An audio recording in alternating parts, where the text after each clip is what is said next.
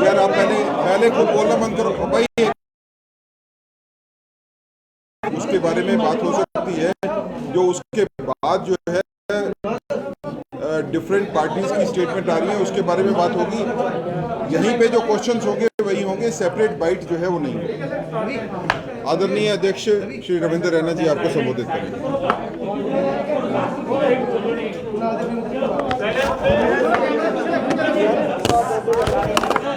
सभी मीडिया के बंधुओं का भारतीय जनता पार्टी के कार्यालय में हार्दिक स्वागत है। साथियों, जैसा कि आप सब जानते हो कि 24 जून को नई दिल्ली में माननीय प्रधानमंत्री नरेंद्र मोदी साहब द्वारा जम्मू कश्मीर के संदर्भ में जो सर्वदलीय बैठक बुलाई गई वो बहुत अच्छे तरीके से संपन्न हुई। उस बैठक में जम्मू कश्मीर से 14 बड़े राजनीतिक नेताओं ने भाग लिया। माननीय प्रधानमंत्री नरेंद्र मोदी साहब ने जम्मू कश्मीर के अंदर जो एक पॉलिटिकल डेडलॉक बना था उसको समाप्त करने का एक बेहतरीन इनिशिएटिव लिया और इस बैठक में जो नेता आमंत्रित थे वो सभी उस बैठक के अंदर आए। भारतीय जनता पार्टी की ओर से यहां मैं स्वयं इस बैठक में शामिल हुआ, वहीं हमारे पूर्व उप मुख्यमंत्री श्रीमान कविंद्र गुप्ता जी और पूर्व उप मुख्यमंत्री डॉक्टर निर्मल सिंह जी ने भी भाग लिया। साथियों, भारतीय जनता पार्टी ने इस ऑल पार्टी मीटिंग जो जम्मू कश्मीर के संदर्भ में बुलाई थी माननीय प्रधानमंत्री जी द्वारा, उसमें जम्मू कश्मीर के राष्ट्रवादी लोगों के, देशभक्त लोगों के वो सभी विषय उस बैठक में रखे जो 70 वर्षों से जम्मू कश्मीर के अंदर हमारे देशभक्त लोग एक मिशन के रूप में काम कर रहे हैं। उन सभी विषयों की चर्चा हमने उस बैठक के अंदर की।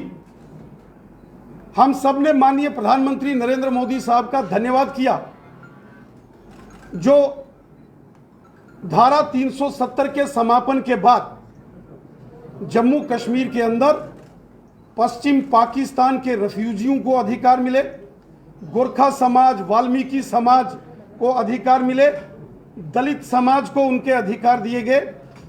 जम्मू रीजन के अंदर डेवलपमेंट का, विकास का एक नया दौर शुरू हुआ।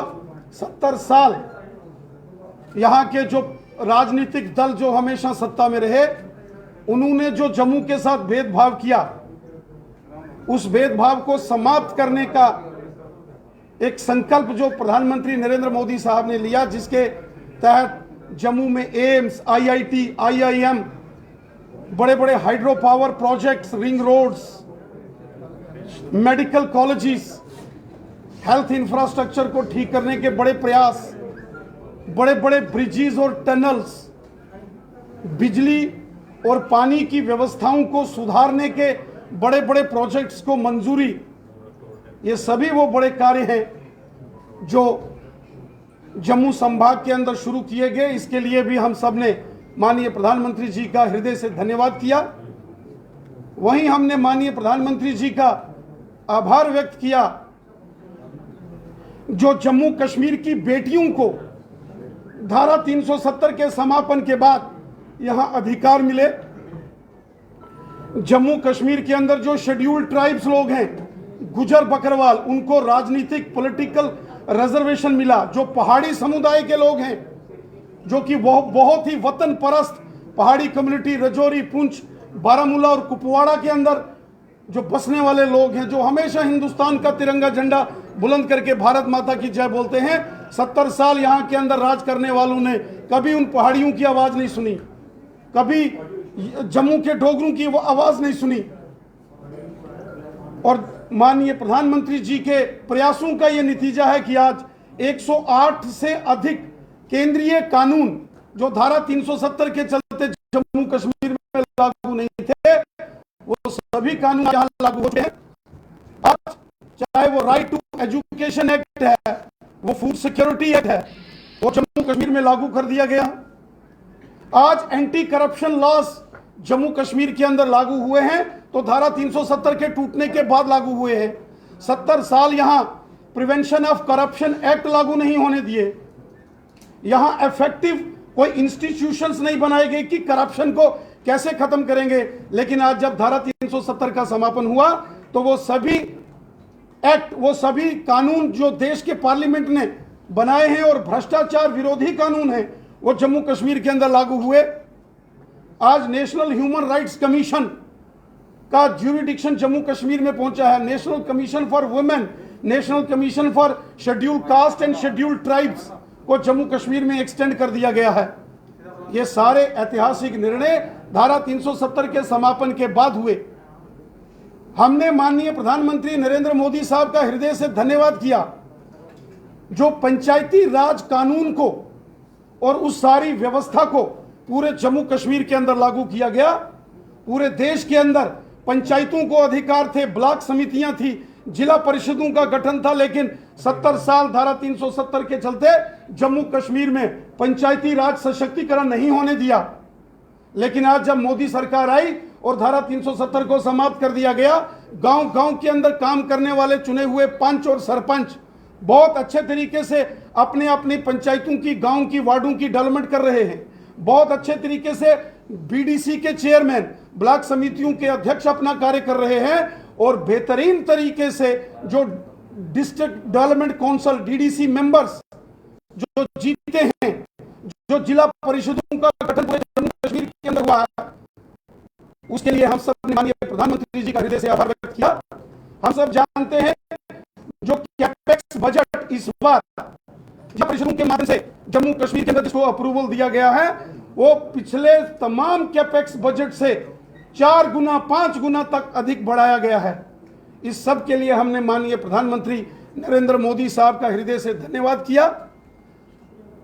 साथियों, जहां इस बैठक में सभी राजनीतिक दलों के नेताओं ने अपना अपना पक्ष रखा, भारतीय जनता पार्टी ने जम्मू कश्मीर के देशभक्त लोगों की एक मजबूत, सशक्त और बुलंद आवाज बनकर सारे विषय हमने इस सर्वदलीय बैठक के अंदर रखे। हमने कश्मीर घाटी से जो विस्थापित, जो कश्मीरी हिंदू समाज के लोग हैं, कश्मीरी पंडित समुदाय के लोग हैं, कश्मीरी सिख जो कश्मीर घाटी से भगाए गए, और कश्मीर घाटी से वो मुस्लिम हमारे भाई बहन जो देशभक्त हैं और बंदूक की नोक पर उनको वहां से निकाला गया, उनके डिग्निफाइड रिटर्न एंड रिहेबिलिटेशन की बात हमने इस बैठक के अंदर की। हमने माननीय प्रधानमंत्री जी से निवेदन किया कि एक कमेटी का गठन किया जाए, एपेक्स कमेटी हो, एपेक्स बॉडी, जिसमें कश्मीरी पंडित समुदाय और सिख समुदाय के जो कश्मीर से विस्थापित कुछ प्रतिनिधियों को रखा जाए और कश्मीरी हिंदू समाज, कश्मीरी पंडितों की सुरक्षित और सम्मान कश्मीर घाटी वापसी पर चर्चा करके रोड मैप तैयार किया जाए। और वहीं हमने पाकिस्तान के कब्जे वाले जम्मू कश्मीर से जो विस्थापित लोग हैं, जो पीओजेके के रेफ्यूजीज हैं, 1947 के, 1965 के और 1971 के रेफ्यूजीज के सभी विषयों को हमने उस बैठक में रखा। हमने डिलिमिटेशन प्रक्रिया को, जिसको शुरू किया गया है और जो प्रक्रिया चल रही है, उसको तेजी से कंप्लीट करके जम्मू कश्मीर के अंदर डिलिमिटेशन पूरा हो और कानून और न्याय संगत वो डिलिमिटेशन हो, जहां सबको इंसाफ मिले और कानून के हिसाब से हो। क्योंकि इसके पहले जब भी डिलिमिटेशन हुए, सीटों की हदबंदी की गई, उसमें कहीं ना कहीं अगर हम सारे डेटास को और सारे ज्योग्राफिकल परिस्थितियों को देखें तो पुराने सरकारों के दौर में बहुत धांधलियां हुई, और वो जिक्र भी हमने माननीय प्रधानमंत्री जी के समकक्ष रखा। और हमने प्रधानमंत्री जी से निवेदन किया कि डिलिमिटेशन की प्रक्रिया अच्छे से संपन्न हो, डिलिमिटेशन कमीशन को जम्मू कश्मीर के हर वर्ग और व्यक्ति के साथ इंसाफ करना है। और वहीं हमने पाकिस्तान के कब्जे वाले जम्मू कश्मीर के लोगों के विषय में भी माननीय प्रधानमंत्री जी से निवेदन किया कि पाकिस्तान के कब्जे वाला जम्मू कश्मीर भी भारत का, हिंदुस्तान का हिस्सा है, जिसमें लद्दाख यूनियन टेरिटरी के साथ आने वाला गिलगित और बल्टिस्तान वो क्षेत्र भी है। ये सब भारत भूमि के भाग हैं, ये हिंदुस्तान के हैं, वो हमारी मातृभूमि के हिस्से है, जिसमें गिलगित, बल्टिस्तान, मुजफ्फराबाद, मीरपुर, कोटली, भिंबर, बाग, पलंदरी, देवा, बटाला और नीलम वैली जैसे क्षेत्र हैं। ये सारे भारत के क्षेत्र हैं, लेकिन वर्तमान में पाकिस्तान के नाजायज कब्जे में हैं। वहां के लोग हिंदुस्तान के नागरिक हैं, वो लोग भी इंडियन सिटीजन्स हैं, हमको उनकी भी चिंता करनी है। और जम्मू कश्मीर विधानसभा में जो 24 सीटें जो आरक्षित हैं पीओजेके के लिए, उसके विषय में जो 1947 में 1/3 ऑफ द पॉपुलेशन माइग्रेट करके जम्मू कश्मीर में आई है, इसी के प्रपोर्शन कुछ सीट्स पीओजेके के रेफ्यूजीज के लिए जो है वो रखी जाएं। चूंकि ये सारा मामला अब डिलिमिटेशन कमीशन के ज्यूरिडिक्शन में है, उनके तत्वाधान में होगा, तो हम ये सभी विषय डिलिमिटेशन कमीशन, जिसके चेयरमैन जस्टिस देसाई हैं, उनके समकक्ष भी रखने वाले हैं। इन सभी विषयों पर भारतीय जनता पार्टी ने अपना पक्ष रखा। जम्मू कश्मीर की जनता के वो सभी महत्वपूर्ण विषय हमने इस सर्वदलीय बैठक के अंदर पूरे जोर शोर के साथ रखे हैं। पूरा रिप्रेजेंटेशन बना के हमने माननीय प्रधानमंत्री जी और माननीय गृह मंत्री जी को सौंपा है। और हमें विश्वास है, और माननीय प्रधानमंत्री जी ने इस सर्वदलीय बैठक को संबोधित करते हुए कहा और जम्मू कश्मीर की सभी राजनीतिक पार्टियों और सभी नेताओं से यह आह्वान किया कि हम सबको मिलकर दिलों की दूरियां भी मिटानी होगी और दिल्ली की दूरियां भी मिटानी होंगी। माननीय प्रधानमंत्री नरेंद्र मोदी साहब ने कहा पूरा जम्मू कश्मीर के परिवार के जैसा है और जम्मू कश्मीर का प्रत्येक नागरिक, प्रधानमंत्री जी ने कहा, उनके परिवार के सदस्य जैसे हैं। माननीय प्रधानमंत्री जी ने सबका आह्वान किया कि हम सबको मिलकर एक मजबूत जम्मू कश्मीर, एक मजबूत भारत के लिए काम करना है। हम सब ने मिलकर उज्जवल जम्मू कश्मीर के भविष्य के लिए और उज्जवल भारत के भविष्य के लिए मिलकर काम करना है। माननीय प्रधानमंत्री जी ने कहा हम भारत देश के नागरिक हैं और हम सबको मिलकर एक भारत और श्रेष्ठ भारत के संकल्प को मन में लेकर काम करना चाहिए। आतंकवाद, अलगाववाद और पाकिस्तान की मानसिकता ने जम्मू कश्मीर को बर्बाद किया है। जम्मू कश्मीर का अगर कोई सबसे बड़ा दुश्मन है वो आतंकवाद, अलगाववाद और पाकिस्तान की मानसिकता है। इस मानसिकता को, इस विचारधारा को हमको समाप्त करके एक भारत श्रेष्ठ भारत की विचारधारा को लेकर हमको आगे बढ़ना होगा और सबको मिलकर जम्मू कश्मीर की जनता के हित में हम सबको कार्य करना होगा। यह माननीय प्रधानमंत्री जी ने उस सर्वदलीय बैठक में जम्मू कश्मीर के सभी नेताओं से आह्वान किया।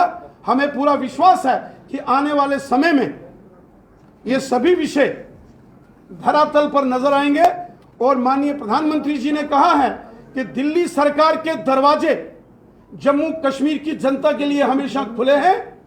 वो सभी विकास कार्य जो बड़े पैमाने पर शुरू किए गए हैं उनके लिए जो फंडिंग है वो एंश्योर की जाएगी। किसी कीमत पर भी जम्मू कश्मीर को फंडिंग में दिक्कत नहीं आएगी।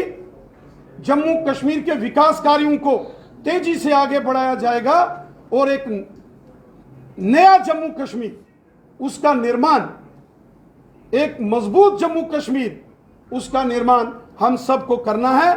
देश हित में और राष्ट्र हित में प्रधानमंत्री जी ने सबको संदेश दिया है कि हम सबको मिलकर अपने जम्मू कश्मीर और अपनी भारत माता, अपनी भारत भूमि के लिए कार्य करना है। ये हमारा देश है, ये हमारी मातृभूमि है और अपनी मातृभूमि, अपने देश के लिए मिलकर सबको एक होकर कार्य करना होगा। राणा जी, आप सवाल उठा रहे हैं कहीं ना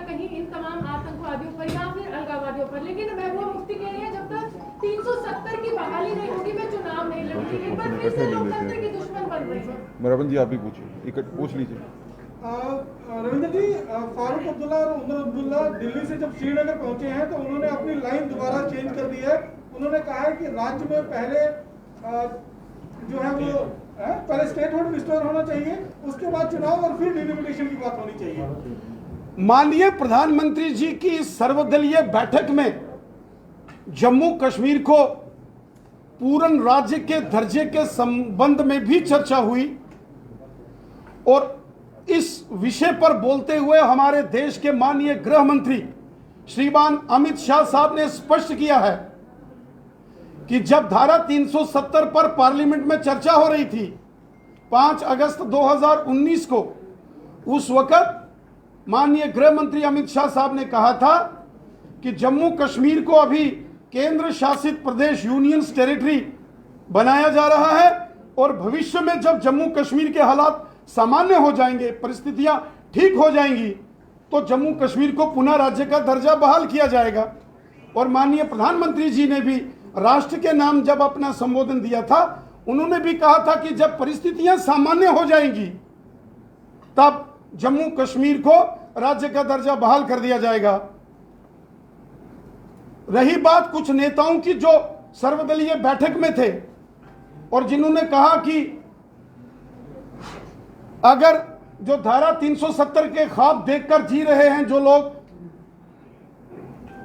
उनके लिए एक बात स्पष्ट है, जिस धारा 370 ने जम्मू कश्मीर में आतंकवाद, अलगाववाद और पाकिस्तान की मानसिकता को जन्म दिया और जिसके चलते लाखों बेगुनाह लोगों की यहां हत्याएं हुई, उस धारा ने जम्मू कश्मीर के लोगों को तकलीफें पहुंचाई हैं। उस धारा को पुनः स्थापित करना अब नेक्स्ट टू इम्पॉसिबल है। कयामत की सुबह तक धारा 370 अब वापस नहीं होगी।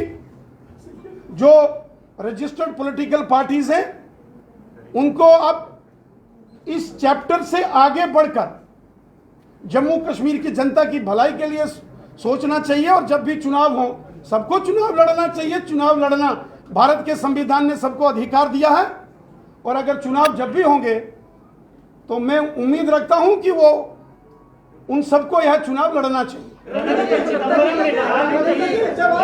रविंद्र जी, आपने कहा कि माननीय गृह मंत्री ने कहा है कि समय आने पर जो है वो राज्य का दर्जा मिलेगा, लेकिन अब कश्मीर बेस्ड जो सेंट्रिक पार्टियां हैं वो पूर्ण राज्य का दर्जा मांग रहे हैं, जिसमें लद्दाख भी शामिल था, तो क्या वो भी शामिल होगा? भारत के पार्लियामेंट ने, हमारे देश के पार्लियामेंट में राज्यसभा और लोकसभा में चर्चा के बाद जब इस बिल को सहमति मिली, उसके बाद हमारे देश के माननीय राष्ट्रपति महोदय ने हस्ताक्षर करके भारत के संविधान के मुताबिक लद्दाख को अलग केंद्र शासित प्रदेश घोषित कर दिया है।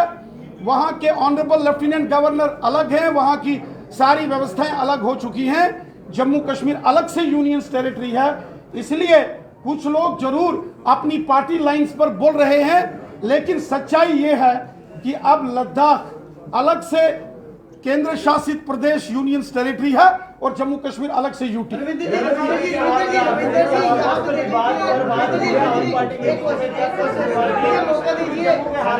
पुरानी सरकारों में भी डायलॉग प्रोसेस होते थे, लेकिन तब आरोप ये लगता था कि वो कश्मीर सेंट्रिक हो। 5 अगस्त 2019 को जम्मू पूरा के बिना डायलॉग प्रोसेस के भी काम चला जाता है, लेकिन क्या आप मान्यता है कि फिर से डायलॉग? माननीय प्रधानमंत्री, चूंकि एक पॉलिटिकल डेडलॉक बना हुआ था, पिछले 2-2.5 वर्षों में एक पॉलिटिकल डेडलॉक जम्मू कश्मीर के अंदर था। माननीय प्रधानमंत्री जी के इस इनिशिएटिव से यह राजनीतिक गतिरोध टूटा है और सभी राजनीतिक दलों के जो नेता हैं वो उस बैठक के अंदर आए हैं, सबने अपनी बात रखी है और अंत में जब माननीय प्रधानमंत्री जी ने कहा कि हमको मजबूत जम्मू कश्मीर और मजबूत भारत के लिए मिलकर काम करना पड़ेगा, हम सबको मिलकर दिलों की दूरियां भी मिटानी होंगी और दिल्ली की दूरियां भी मिटानी होंगी। इसका मतलब स्पष्ट है प्रधानमंत्री जी ने कहा हम सबको मिलकर जम्मू और कश्मीर की जनता की भलाई के लिए काम करना है। जम्मू कश्मीर की जनता जो है वो पूर्ण राज्य का दर्जा चाहती है, लेकिन मोदी सरकार जो है वो पहले चुनाव चाहती है। अब जो कांग्रेस के कुछ नेता हैं, पी चिदम्बरम हो या कुछ और नेताओं, वो उस बैठक में नहीं थे, लेकिन इस प्रकार के कांग्रेस के कुछ नेता हमेशा राष्ट्र विरोधी बयानबाजी करते हैं। कांग्रेस को इस प्रकार की राष्ट्र विरोधी जो है वो बातों से दूर रहना चाहिए और देश हित में कार्य करना चाहिए। जम्मू कश्मीर की बात करें, पहले नाम जम्मू का आता है, फिर कश्मीर का आता है। जब भी सेंटर में कोई बात होती है तो कश्मीर के नाम पर होती है। जम्मू की बात कौन करेगा? कब बात होगी जम्मू के मुद्दे पर करेगा? वो सभी विषय हमने चर्चा में लाए हैं जो हमने उस बैठक के अंदर उस पर चर्चा में भेदभाव होता है वो कम होगा। अगर आप भी जानते हो परिसीमन जो है वो पॉपुलेशन के आधार पर मेजॉरिटी पे होता है। 2011 का सेंसस जो है वो नजर में लिया गया है। तो आपको क्या लगता है कि जो आप भेदभाव की बात करते हैं वो कितना सेटल हो पाएगा? जो परिसीमन है, डिलिमिटेशन ऑफ असेंबली सीट्स, जिसके तहत जम्मू कश्मीर में नई विधानसभा की सीटों का गठन होगा, उसका एक सेट नॉर्म्स हैं। डिलिमिटेशन कमीशन के सामने एक कॉन्स्टिट्यूशनल प्रोविजंस हैं, उसको अपनाते हुए उनको काम करना है, जिसमें पॉपुलेशन एक कंपोनेंट है। उसके अलावा उस अलग अलग क्षेत्रों की रोड कनेक्टिविटी कैसी है, एक्सेसिबिलिटी कैसी है, टोपोग्राफी कैसी है, एक्सट्रीम हिलीज हैं या कम हिली एरियाज हैं, टेरेन कैसा है, वहां के अंदर बेसिक जो फैसिलिटीज हैं, health facilities, school educational facilities, उनकी क्या व्यवस्थाएं हैं। ऐसे अनेक पैमाने हैं जिनके आधार पर वह रिपोर्ट डिलिमिटेशन कमीशन ने तैयार करनी है। उसमें पॉपुलेशन एक कंपोनेंट है, लेकिन अन्य 4 कंपोनेंट भी बहुत महत्वपूर्ण हैं, जिनको लेकर वो डिलिमिटेशन कमीशन अपना सभी विषयों को करेगा। कश्मीर पर चर्चा हुई है, जम्मू की बात ही नहीं। नहीं, वो भी बोले हैं, उन्होंने भी अपना पक्ष रखा है, हर एक ने अपना पक्ष रखा। स्वास्थ्य विभाग को लेकर कोई बातचीत की है माननीय प्रधानमंत्री ने? स्वास्थ्य विभाग मैं आप सबका हृदय से धन्यवाद करता हूं।